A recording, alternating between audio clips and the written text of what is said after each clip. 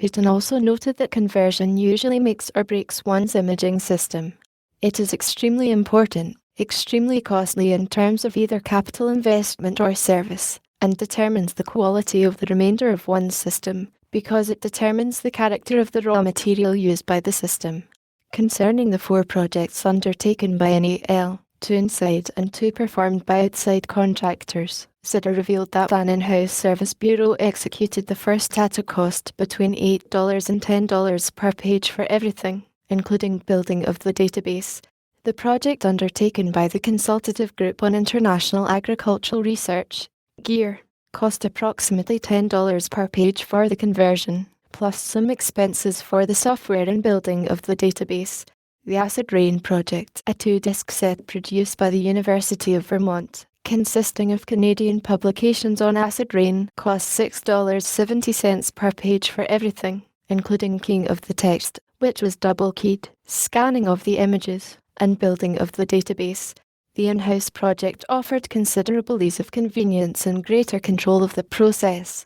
On the other hand, the service bureaus know their job and perform it expeditiously, because they have more people. As a useful comparison, our Wayreville dams costs as follows: $0.75 to $0.85 per 1,000 characters, with an average page containing 2,700 characters. Requirements for coding and imaging increase the costs.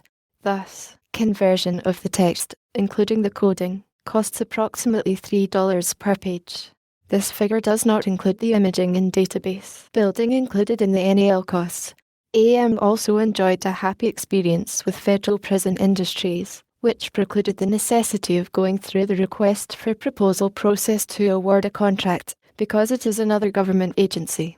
The prisoners performed dams wrecking just as well as other service bureaus and proved handy as well. AM shipped them the books, which they would photocopy on a book edge scanner.